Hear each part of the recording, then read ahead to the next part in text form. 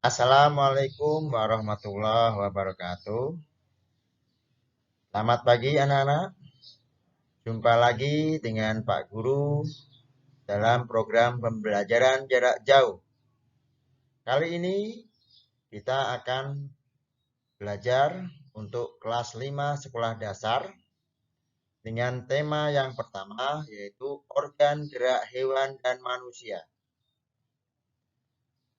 Tema pertama ini terdiri dari 3 subtema, di mana untuk pembelajaran kita kali ini akan membahas tentang subtema yang pertama, yaitu tentang organ gerak hewan.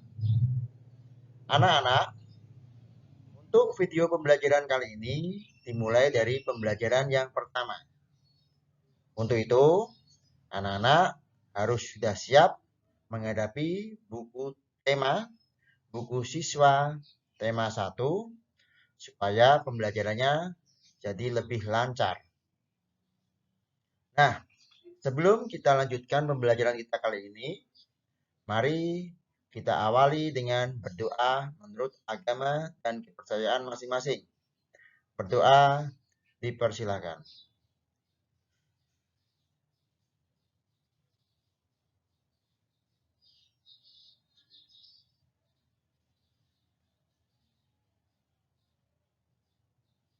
Selesai?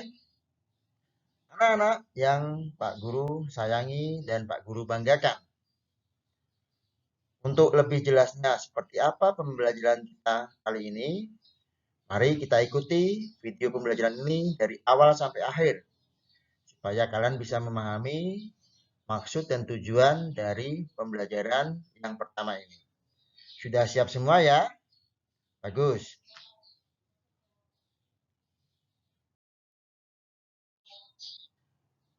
Pada pembelajaran yang pertama ini, terdapat beberapa tujuan pembelajaran, yaitu yang pertama, dengan membaca teks tentang organ gerak hewan dan manusia, siswa dapat menyebutkan alat gerak hewan dan manusia secara benar.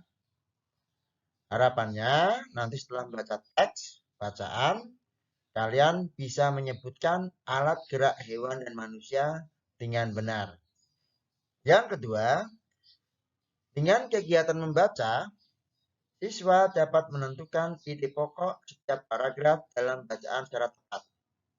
Nah, tujuan yang kedua ini adalah kalian bisa menentukan ide pokok dari setiap paragraf dalam sebuah bacaan. Yang ketiga, dengan menulis, siswa dapat mengembangkan ide pokok menjadi sebuah paragraf secara runtut. Harapannya, melalui kegiatan menulis, kalian bisa mengembangkan ide pokok tersebut menjadi sebuah paragraf yang baik dan runtut. Dan tujuan yang keempat adalah dengan berdiskusi, siswa dapat menyebutkan pengertian, fungsi, dan cara menentukan ide pokok bacaan secara percaya diri. Nanti kalian berdiskusi untuk menyebutkan apa itu ide pokok, apa itu fungsi ide pokok, dan bagaimana cara menentukan ide pokok dari sebuah bacaan. Sudah siap anak-anak untuk mengikuti pembelajaran ini sampai selesai? Bagus. Mari kita lanjutkan ke pembahasan selanjutnya. Anak-anak, kalian buka buku siswa untuk tema yang pertama, mulai dari halaman pertama. Nanti kalian sudah baca, dan sekarang kita buka yang halaman kedua.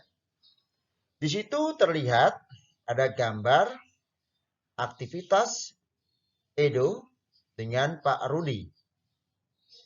Ya, ada percakapan antara Edo dengan Pak Rudi. Pak, lucu ya kelinci-kelinci itu. Bulunya tebal dan gerak-geriknya lincah. Kenapa kelinci bisa meloncat dan berlari dengan lincah seperti itu ya? Tanya si Edo. Benar, kelinci dapat bergerak lincah karena didukung oleh organ-organ geraknya. Pada dasarnya, organ gerak kelinci serta hewan lainnya hampir sama dengan organ gerak manusia. Jawab Pak Rudi.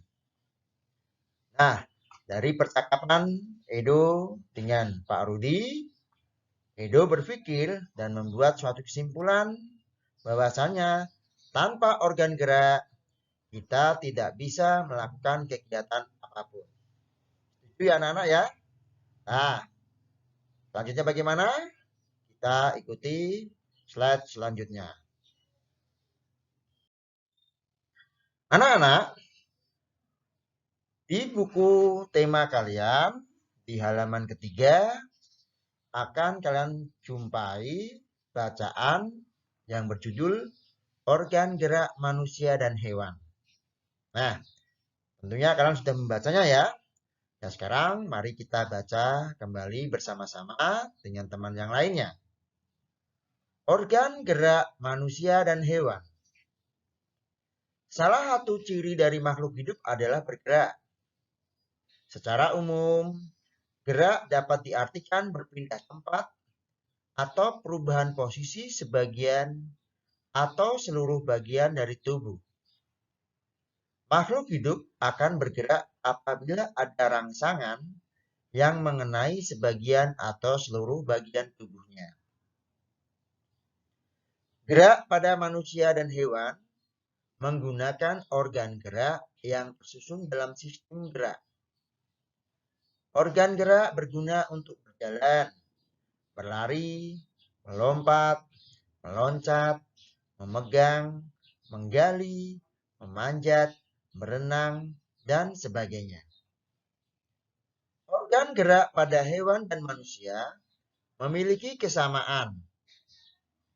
Alat-alat gerak yang digunakan pada manusia dan hewan ada dua macam, yaitu alat gerak pasif berupa tulang dan alat gerak aktif berupa otot.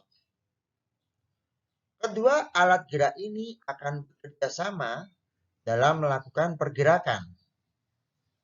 Kerjasama antara kedua alat gerak tersebut membentuk suatu sistem yang disebut sistem gerak.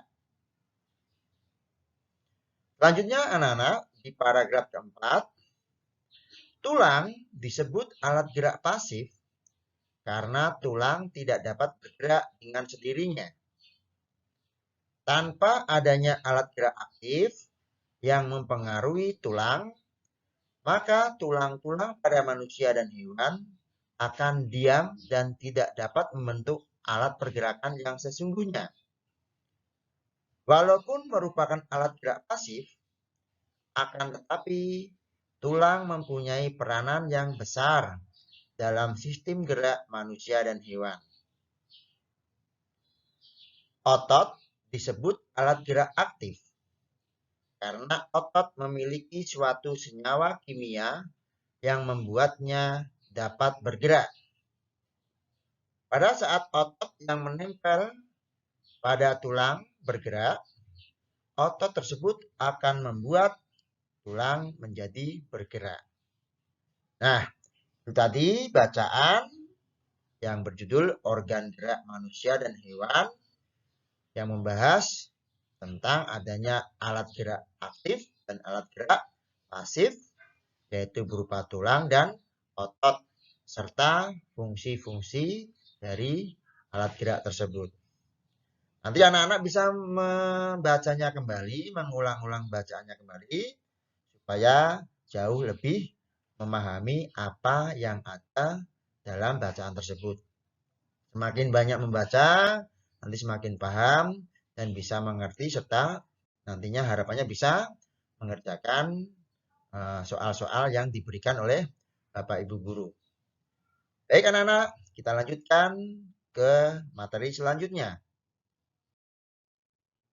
Nah anak-anak, setelah tadi kita membaca bacaan tentang organ gerak hewan dan manusia, mari kita coba berlatih tentang ide pokok. Nah, teks berjudul organ gerak manusia dan hewan yang tadi kalian baca, yang kita baca bersama-sama, terdiri atas 5 paragraf. Masing-masing paragraf tersusun dari ide atau gagasan pokok, ditambah dengan kalimat-kalimat pengembang. Ide pokok adalah gagasan yang menjadi dasar sebuah paragraf. Ide pokok disajikan dalam bentuk kalimat utama. Kalimat utama yang memuat ide pokok ini bisa berada di awal paragraf, di tengah paragraf, atau di akhir paragraf. Ya. Yang di awal biasa disebut dengan deduktif, yang di akhir biasa disebut dengan induktif. Nah, anak-anak, untuk kelas sekolah dasar biasanya ya kebanyakan ide pokok atau kalimat utamanya itu ada di awal paragraf.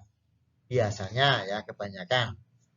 Tapi tidak menutup kemungkinan juga ada di tengah ataupun di akhir paragraf.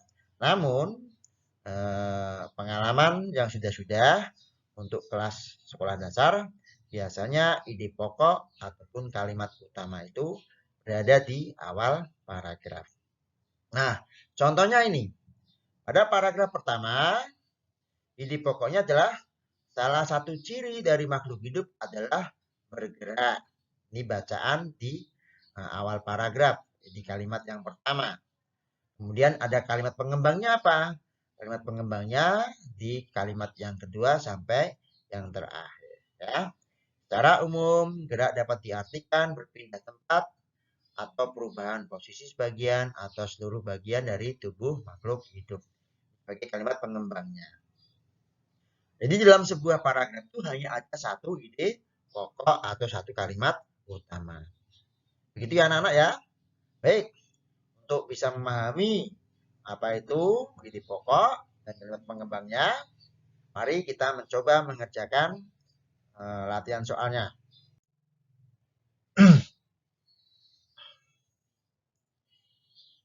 Nah, anak-anak, di sini kalian mencoba untuk menentukan, ya, kalau tadi sudah diberikan contoh untuk paragraf yang pertama, sekarang coba kalian kerjakan untuk paragraf kedua, ketiga, 4, dan 5, ide pokoknya yang mana, dan kalimat pengembangnya yang mana. Ya, udah bisa mengerjakan ya? Bagus, kalau sudah bisa mengerjakan. Nah, kalau sudah mengerjakan, mari kita cocokkan bersama-sama. Ya, apakah jawaban kalian sudah sama dengan yang Pak Guru kerjakan atau belum? Mari kita cek di selanjutnya. Nah, anak-anak, paragraf kedua, ide pokoknya adalah pada kalimat gerak pada manusia dan hewan menggunakan organ gerak yang tersusun dalam sistem gerak. Ini sebagai kalimat utama, kalimat yang bersifat umum. Ya, bersifat umum ada pada awal paragraf di kalimat yang pertama. Kemudian kalimat selanjutnya pada paragraf kedua itu berfungsi atau sebagai kalimat pengembang, yaitu organ gerak berguna untuk berjalan, berlari, melompat, meloncat, memegang, menggali, memanjat, berenang, dan sebagainya. Bagaimana anak-anak? Bagaimana dengan jawaban kalian semua? Sudah sama? Bagus kalau sudah sama. Berarti kalian sudah bisa memahami apa itu ide pokok dan mana kalimat pengembangnya. Sekarang kita cek untuk paragraf yang ketiga. Nah, paragraf ketiga untuk ide pokoknya adalah pada kalimat organ gerak pada hewan dan manusia memiliki kesamaan. Ya, kalaupun nanti anak-anak mungkin punya kalimat yang agak berbeda, tapi intinya sama, ya. Intinya sama. Walaupun mungkin bentuk kalimatnya dibolak-balik tidak masalah, yang penting itu inti dari isinya adalah sama tentang organ gerak pada hewan dan manusia memiliki kesamaan. Begitu. Nah, kemudian untuk kalimat pengembang pada paragraf ketiga berbunyi, alat-alat gerak yang digunakan pada manusia dan hewan ada dua macam, yaitu alat gerak pasif berupa tulang dan alat gerak aktif berupa otot. Kedua alat gerak ini akan bekerja sama dalam melakukan pergerakan. Kerjasama antara kedua alat gerak tersebut membentuk suatu sistem yang disebut dengan sistem gerak. Ini sebagai kalimat pengembangnya. Nah, kalimat pengembang biasanya adalah kalimat-kalimat yang sudah khusus menerangkan dari kalimat ide pokok tadi. Ya. Selanjutnya, mari kita lihat untuk paragraf keempat dan paragraf kelima. Siapa anak-anak? Untuk paragraf keempat, kita lihat ide pokoknya terdapat pada kalimat tulang disebut alat gerak pasif karena tulang tidak dapat bergerak dengan sendirinya. Ini sebagai kalimat utamanya atau ide pokoknya ada di kalimat tersebut. Ya. Mungkin kalian bisa mengolah kembali kalimatnya, tidak harus sama persis dengan bentuk kalimat pertamanya, tapi intinya adalah tentang tulang disebut alat gerak pasif karena tulang tidak dapat bergerak dengan sendirinya. Ya.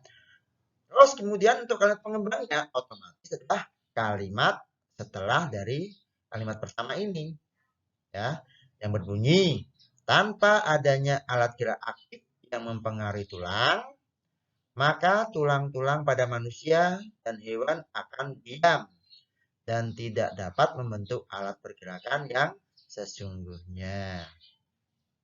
Walaupun merupakan alat gerak pasif, akan tetapi tulang mempunyai peranan yang besar dalam sistem gerak manusia dan hewan. Itu untuk kalimat pengembang dan ide pokok dari paragraf yang keempat. Bagaimana? Masih ada yang bingung? Pak Guru rasa semuanya sudah paham ya. Sekarang masuk ke paragraf yang kelima. Ide pokok dari paragraf kelima ada pada kalimat otot disebut alat gerak aktif karena otot memiliki suatu senyawa kimia yang membuatnya dapat bergerak. Andaikan kalian hanya nulis otot sebagai alat gerak aktif saja itu sudah benar sebagai ide pokoknya. Ya. Oke, jadi intinya kebanyakan ide pokok dari bacaan tersebut ada di awal paragraf. Kemudian kalimat pengembang untuk paragraf kelima adalah pada saat otot yang menempel pada tulang bergerak, otot tersebut akan membuat tulang ikut bergerak. Nah, itu hasil latihan kita. Mudah-mudahan anak-anak bisa memahami ya bagaimana cara menentukan inti pokok dan mana yang termasuk kalimat pengembangnya. Nah, agar lebih jelas lagi dengan apa itu inti pokok dan kalimat pengembang, nanti anak-anak akan berlatih lagi pada sesi selanjutnya. Nah, ini ya. Mari kita menulis ya. Kita gerakkan tangan kita, jari kita untuk menulis mengembangkan sebuah paragraf dari sebuah ide pokok. Nah, anak-anak di sini ada ide pokok yang tertulis organ gerak terdiri atas dua macam. Ini sebagai ide pokoknya, pikiran utamanya. Ya. Nah, nanti sebagai kalimat yang pertama atau kalimat utamanya. Nah, bagaimana pengembangan paragrafnya? Nah, ini sebagai contoh Pak Guru berikan gambaran contoh dari pengembangan paragraf ide pokoknya yang berbunyi organ gerak terdiri atas dua macam. Nanti anak-anak bisa membuat jawaban yang lainnya yang menurut anak-anak bagus ya. Mungkin lebih bagus dari yang diberikan contoh dari Pak Guru. Seperti apa? Kita lihat ya. Nah, ini ya. Tapi ide pokoknya adalah organ gerak terdiri dari dua macam. Bentuk pengembangan paragrafnya adalah organ gerak yang digunakan oleh manusia dan hewan terdiri dari dua macam, yaitu alat gerak pasif dan alat gerak aktif. Nah, ini pengembangannya kalimat utamanya dari ide pokok ini. Ya, Pak, andaikan tak tulis organ gerak terdiri dari dua macam saja, bagaimana Pak? Boleh. Nanti dikembangkan lagi alat gerak tadi terdiri dari alat gerak pasif dan alat gerak aktif. Itu bagaimana cara kita mengolahnya saja. Ya. Boleh kalau ini kan dibuat koma ya. Andaikan ini dibuat titik, terus ini dijadikan kalimat lagi boleh. Ya. Yang penting ini sebagai ide pokoknya ada di sudah tertulis di sini ya. Kemudian dikembangkan lagi menjadi alat gerak pasif berupa tulang, sedangkan alat gerak aktif berupa otot. Nah, ya, ini pengembangan kalimatnya. Ada lagi, tulang dan otot bekerja sama ketika melakukan pergerakan. Nah, jadi dari satu kalimat ini bisa menjadi beberapa kalimat, 2 atau 3 atau lebih. Ya. Kalimat yang tambahan tadi sebagai kalimat pengembang. Ada yang masih belum paham? Sudah paham ya? Bagus. Jikalau kalian masih belum paham, yuk kita coba berlatih menulis, membuat pengembangan paragraf dari ide pokok untuk selanjutnya. Kita lihat ya. Nah, ini coba. Organ gerak banyak sekali fungsinya. Ya. Organ gerak banyak sekali fungsinya. Kira-kira pengembangan paragrafnya bagaimana ya? Nah, anak-anak sudah bisa ya? Bagus. Coba Pak Guru kasih kesempatan anak-anak untuk berpikir. Nah, bagaimana bentuk pengembangan paragraf dari ide pokok organ gerak banyak sekali fungsinya. Sudah jadi? Nah, pinter. Ya, kalau sudah jadi, coba dilihatkan jawaban kalian. Ya. Nah, pintar, bagus itu ya. Sekarang, mari kita coba sama enggak pemikiran kalian dengan pemikiran Pak Guru. Nah, tentunya berbeda, tidak apa-apa. Ya. Yang jelas adalah kalian membuat pengembangan sendiri, kreatif. Ya. Tidak harus sama.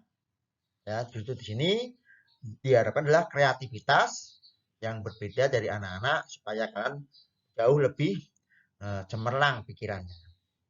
Nah, seperti apa jawaban dari Pak Guru? Kita lihat ya. Nah, ini pengembangan paragraf yang Pak Guru coba buat dari sebuah ide pokok ya. Dari satu kalimat organ gerak banyak sekali fungsinya menjadi beberapa kalimat ini. Nah, beberapa kalimat ini namanya menjadi sebuah paragraf. Atau namanya adalah alenia ya. Nah, seperti apa paragrafnya? Kita coba baca ya. Organ gerak berfungsi untuk berpindah tempat atau berubah posisi sebagian atau seluruh bagian dari tubuh. Contoh pada lebah. Organ gerak pada lebah adalah sayapnya yang berfungsi untuk terbang. Selain itu, fungsi organ gerak lainnya adalah untuk berjalan, berlari, melompat, meloncat, memegang, menggali, memanjat, berenang, dan lain sebagainya. Ini contoh pengembangan paragraf. Anak-anak boleh, sekali lagi boleh mengembangkan sesuai dengan kreativitas anak-anak sendiri. Oke, sudah paham sekarang?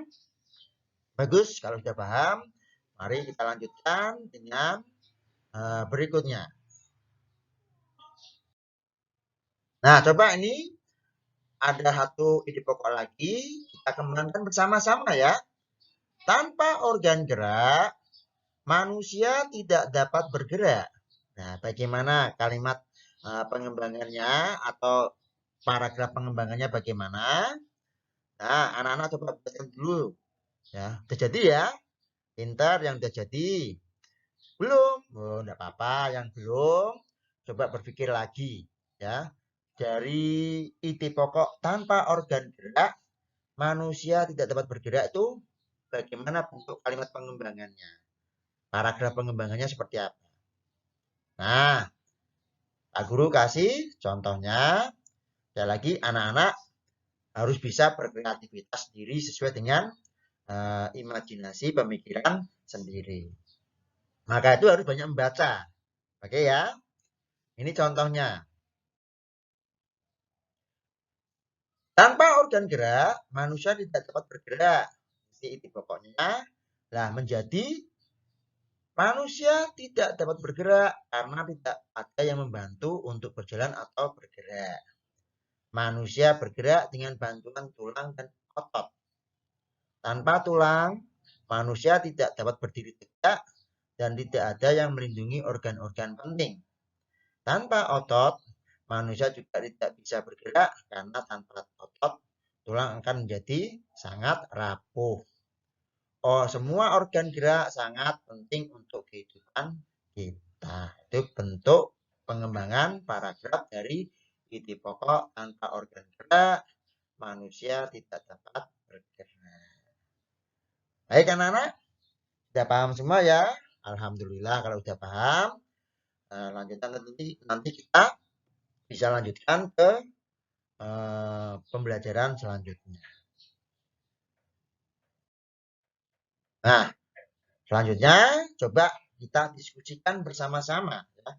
Berdiskusi bersama dengan teman-teman yang lain. Ya. Karena ini mungkin masih dalam kondisi PJJ, kalian bisa belajar sambil bersama dengan teman yang terdekat untuk saling berdiskusi. Ya. Yang tidak punya teman terdekat bagaimana Pak? Yang tidak punya teman terdekat bisa berdiskusi dengan orang tuanya, kakaknya, saudara yang lainnya. Ya, tidak usah berkecil hati. Supaya apa? Supaya imun kita kuat. Nah, anak-anak, kamu sudah berhasil menentukan ide pokok dari masing-masing paragraf tadi ya. Dari bacaan organ gerak manusia dan hewan di atas. Sekarang coba diskusikan dengan teman kalian tentang ide pokok suatu bacaan. Apa itu ide pokok? Ya, pengertiannya itu apa? Diskusikan. Yang kedua, fungsi dari ide pokok bacaan itu apa? Yang ketiga, cara menentukan ide pokok bacaan itu bagaimana? Sudah paham ya? Diskusikan bersama dengan teman-teman kalian atau dengan ayah, ibu, dengan orang tua, ataupun dengan saudara, kakak, ataupun yang lainnya. Sudah selesai diskusinya? Oh belum, ya enggak apa-apa.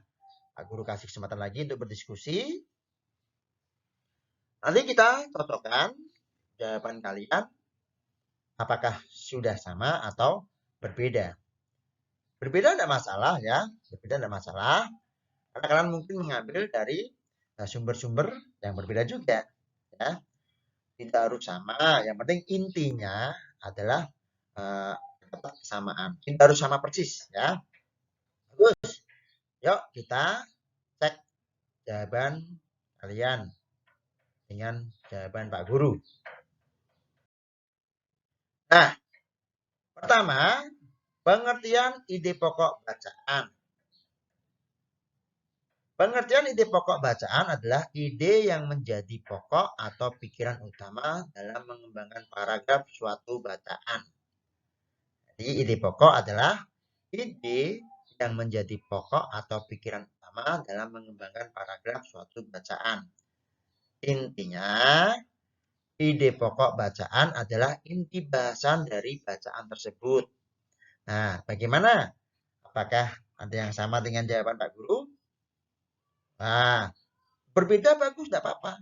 Nah, tinggal berbedanya itu seperti apa. Nanti silakan kalian konsultasikan juga dengan Bapak Ibu guru kalian di sekolah masing-masing. Terus, sekarang kita lanjutkan untuk yang pertanyaan kedua. Fungsi ide pokok bacaan. Nah, ide pokok bacaan berfungsi untuk menjelaskan inti atau pokok pembahasan utama dari suatu paragraf. Jadi menjelaskan inti dari bacaan tersebut itu apa. Nah, sehingga jika kita identifikasikan ide utama dalam paragraf tersebut mudah kita pahami. Ya, sehingga kalau kita udah tahu ide pokoknya atau kalimat utamanya, kita bisa paham, oh maksudnya begini toh. Oh maksudnya begitu toh. Jadi fungsinya itu tadi ya, menjelaskan inti pembahasan utama dari suatu paragraf. Dari banyak kalimat tadi, diambil satu intinya. Apa? Nah itu namanya fungsinya dari ide pokok. Supaya jelas, lebih jelas maksud dari bacaan tersebut atau paragraf tersebut. Ya, tidak sama, tidak apa-apa, ya. Tidak sama jawabannya, tidak usah berkecil hati. Ya. Nanti silakan konsultasikan lagi dengan Bapak Ibu guru di sekolah masing-masing. Nah, anak-anak, selanjutnya yang ketiga, cara menentukan ide pokok bacaan. Bagaimana caranya ya supaya kita bisa menentukan ide pokok bacaan? Tadi secara sekilas sudah Pak Guru katakan, biasanya untuk kelas sekolah dasar, untuk tataran kelas sekolah dasar, ide pokok atau kalimat utama itu ada di awal paragraf atau di kalimat yang pertama. Biasanya ya. Tetapi ada juga mungkin ada yang ditaruh di tengah atau ditaruh di akhir paragraf. Tetapi Pak Guru garis bawah ini biasanya ya. Kalau biasanya itu kan sering ya, sering kali ide pokok atau kalimat utama itu ada di awal paragraf atau di kalimat yang pertama. Ya, namun begitu secara umum cara menemukan ide pokok bacaan diantaranya sebagai berikut, ini langkah-langkahnya ya. Baca dulu seluruh paragraf dengan cermat ya. Dibaca kalimatnya dari pertama sampai akhir paragraf itu dibaca. Kemudian cermati kalimat pertama hingga akhir. Nah, itu kita cermati lagi. Setelah dibaca cepat, baru dibaca lagi dengan cermat. Ya. Jadi tidak hanya sekali saja membacanya. Baca cepat dulu, ya, terus yang kedua baca dengan cermat. Nah, baca tiap kalimatnya, kemudian tandai ide pokoknya, garis bawahi. Ya. Kira-kira mana ya yang sebagai ide pokoknya? Nah, itu garis bawahi. Dan juga tandai info-info penting dari kalimat atau paragraf tersebut. Nah, sehingga nanti kita bisa membuat kesimpulan dari satu paragraf itu manakah sebagai ide pokoknya dan mana yang kalimat-kalimat pentingnya. Ini tadi ya dengan cara garis bawahi. Apa garis bawahi Pak? Ya, supaya tidak lupa ya. Biasanya kalau tidak digaris bawahi itu lupa. Jadi ya, nah, gimana ya? Nah itu ya dikasih tanda. Begitu ya, itu. Pak, saya kok nggak sama Pak jawabannya. Ya, nggak masalah. Ya, tidak sama, berbeda itu tidak usah berkecil hati. Oke, bagus. Selanjutnya kita lihat untuk materi berikutnya. Nah, anak-anak tadi setelah berdiskusi, pastilah anak-anak bisa membuat satu kesimpulan dari hasil diskusi tadi. Apa itu ide pokok, fungsinya ide pokok apa, dan bagaimana caranya. Ya, itu tinggal dirangkum saja semuanya. Nah, 3 pertanyaan tadi jawabannya kamu masukkan ke sini. Itu sudah jadi suatu simpulan. Mudah kan membuat simpulan? Nah, nggak usah berkecil hati. Ya, simpulan itu ambil saja tadi jawaban-jawaban kalian tadi, dirangkum semuanya jadi satu jawaban. Paham? Ah, bagus kalau udah paham. Tinggal dikerjakan. Nah, yang jelek itu yang nggak mau mengerjakan. Yang malas itu yang jelek ya. Jangan malas. Nah, bagus. Sekarang kita coba lihat hasil simpulannya seperti apa. Ya, kita lihat. Nah, ini Pak Guru membuat simpulannya adalah mengambil tadi jawaban-jawaban dari semua pertanyaan 1, 2, dan 3. Simpulannya adalah ide pokok bacaan adalah ide yang jadi pokok atau pikiran utama dalam mengembangkan paragraf suatu bacaan. Kamu ambil sampai sini tak boleh. Ya. Ditulis semuanya boleh, enggak masalah ya. Terus, ide pokok bacaan berfungsi untuk menjelaskan inti atau pokok pembahasan utama dari suatu paragraf. Sampai sini aja juga enggak masalah ya. Cara menemukan ide pokok bacaan diantaranya sebagai berikut ya, baca seluruhnya sampai tandai info penting. Ini sudah menjadi suatu hasil kesimpulan. Paham? Pinter kalau udah paham. Ya, semakin hari harus ada kemajuan yang meningkat. Ada pertanyaan dulu? Tidak ada ya? Bagus. Mari kalau tidak ada pertanyaan, kita lanjutkan ke selanjutnya. Nah, anak-anak, coba tadi kalian sudah belajar tentang ada ide pokok ya, kemudian organ gerak hewan. Nah, untuk mengetahui seberapa jauh pemahamanmu tentang ide pokok suatu bacaan, carilah suatu bacaan, kemudian tentukan ide pokok dari masing-masing paragraf. Kalian bisa mencari bacaan sendiri ya, baik bacaan cerita anak ataupun apalah ya. Mungkin yang ada kaitannya dengan organ gerak boleh, tidak ada kaitannya Pak, tidak apa-apa. Nanti kalian coba cari bacaan tadi, satu bacaan aja lah ya. Kemudian nanti kamu tentukan mana ide pokoknya dari paragraf-paragraf tersebut. Nah, Pak Guru akan memberikan contoh bacaannya. Di sini akan berikan contoh bacaannya. Kamu bisa mengambil bacaan tersebut boleh. Ya, ini hanya sekedar contoh saja. Boleh dipakai, boleh tidak. Ya. Kalau udah kamu tuliskan bacaan tersebut, kemudian kamu tuliskan atau digarisbawahi mana yang sebagai ide pokok masing-masing paragraf. Nah, coba ya kita beritahukan atau kita perlihatkan contoh bacaan yang sudah Pak Guru buat.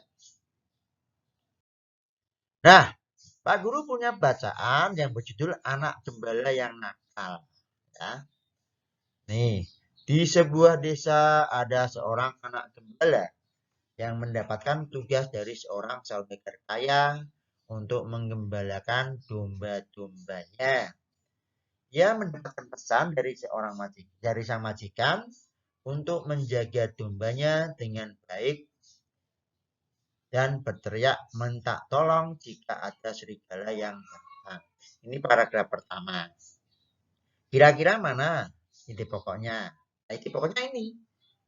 Ya, ada seorang gembala mendapat tugas dari saudagar kaya mengembalakan dombanya.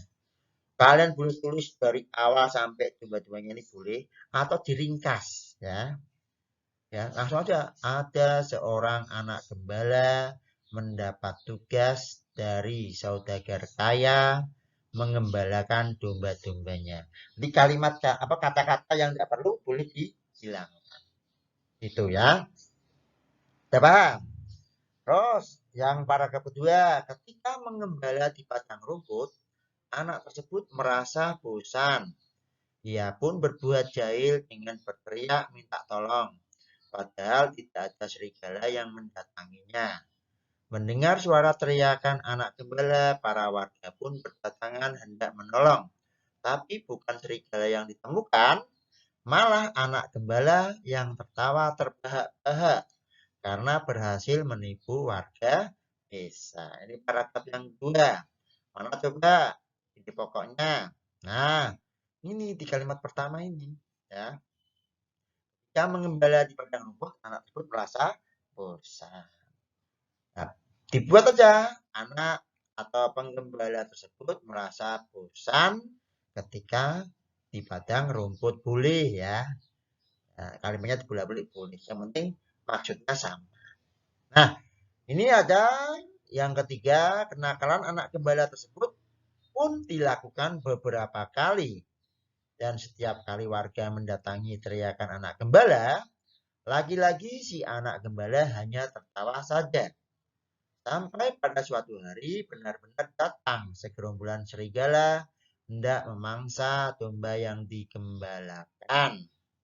Nah, coba mana nih? Nah, jelas ya. Ini kenakalan anak gembala dilakukan beberapa kali. Terus, karena panik, si anak gembala pun berteriak minta tolong. Tapi tidak ada warga yang mau menolongnya. Karena mereka menduga si anak hanya bermain-main saja. Alhasil, semua domba berhasil dimangsa oleh kawanan serigala. Dan si anak gembala pun dimarahi oleh majikannya. Nah, paragraf yang keempat, ide pokoknya, anak gembala berteriak, tapi tidak ada warga yang mau menolong. Ya, itu intinya itu. Sudah paham ya anak-anak ya? Nah, Pak Guru berikan 2 contoh lagi bacaannya. Nanti coba kalian tentukan ide pokok dari bacaan tersebut. Ini ada bacaan berjudul Semut yang Berhati Mulia. Ini juga ada Pak Guru buat 4 paragraf. Nanti kalian tentukan kalimat pertama, kalimat utamanya atau ide pokok paragraf tersebut. Ya. Silakan dibaca. Ya, paragraf pertama mulai dari suatu hari tengah hutan sampai minta tolong sekuat tenaga. Udah ketemu ide pokoknya? Pintar ya. Terus, ini paragraf yang kedua. Seekor burung merpati sampai bisa menyeberang dengan selamat. Coba tentukan mana ide pokok paragraf dari paragraf kedua ini. Siapa yang udah ketemu? Nah, bagus. Yang udah ketemu langsung dapat nilai 100. Nah, ya. Yang ketiga coba beberapa hari setelah itu sampai kalimat yang terakhir adalah kaget dan melepaskan tembakan. Nah, sampun ya. Udah ketemu ya. Nah, sekarang masuk ke paragraf yang keempat.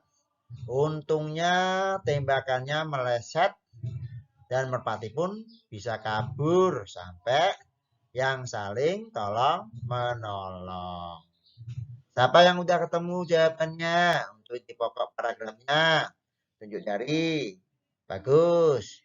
Nah, kalau kalian sudah bisa menemukan ini, tunjukkan kepada orang tuamu, tunjukkan kepada guru, Bapak Ibu guru kalian di sekolah masing-masing. Bapak, Ibu, aku sudah bisa menentukan ide pokok dari sebuah paragraf. Ya, pasti kamu akan dikasih nilai 100. Yang dikasih nilai 0 apa? Yang tidak mau mengerjakan, ya, dapatnya nilai adalah 0 atau telur dadar. Ya. Nah, ini ada. Coba kamu kerjakan dengan bersama orang tua kalian, ya. Anak-anak, coba amatilah hewan-hewan yang ada di sekitarmu. Ya, tuliskan pola gerak dari masing-masing hewan tersebut. Kalian bisa bekerja sama dengan orang tua untuk mencari hewan-hewan apa saja yang ada sekitar kalian. Banyak sekali ya, banyak sekali. Nah, di sini Pak Guru kasih contoh jawabannya dan nanti kalian bisa mencari jawaban yang lainnya. Seperti apa? Kita lihat ya. Nah, yang pertama, Pak Guru tulisan adalah ikan.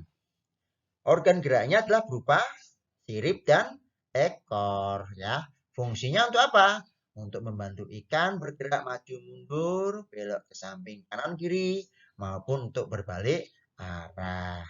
Tahu ya ikan ya, organ geraknya berupa sirip dan ekornya. Yang kedua, katak. Katak memiliki dua organ gerak, yaitu kaki dan tangan. Ya, sebenarnya kita nganggapnya kaki semua ya. Fungsinya adalah untuk berpindah tempat. Masing-masing kaki dan tangan dilengkapi selaput. Ada selaputnya. Itu fungsi untuk apa? Untuk berenang. Ya. Membantu saat berenang di air. Karena katak hidup di dua alam. Ya, di dua tempat. Hidup di darat dan hidup di air. Yang ketiga, burung. Burung juga memiliki organ gerak. Organ gerak burung namanya sayap. Jumlahnya 2, kanan dan kiri, berkepak-kepak itu ya. Fungsinya sayap burung yaitu membantu burung saat terbang dan sekaligus mengendalikan arah terbang. Oh iya, ada yang mau bertanya? Betul ya. Selain sayap, burung juga punya apa? Punya kaki ya. Saat di darat, kakinya juga digunakan untuk bergerak juga. Tapi yang utama adalah sayapnya. Bagus. Nah, berbeda dengan ikan, katak, dan burung. Kita ngomong tentang ular ya. Organ gerak ular adalah otot perut. Nah, otot perut ya. Perutnya digerak-gerakkan ya. Karena tidak punya kaki. Ya. Otot perutnya memiliki fungsi untuk membantu ular berpindah tempat dengan cara melata, mirip seperti cacing. Tahu melata ya? Nah, hampir merayap. Ya. Nah, berbeda juga dengan ular, organ gerak kadal adalah dengan 4 kakinya. Tahu kadal? Ya, kadal ya. Punya 4 kaki. Fungsinya apa? Membantu kadal berjalan di darat maupun berenang di permukaan air. Jadi ada kayak selaputnya juga.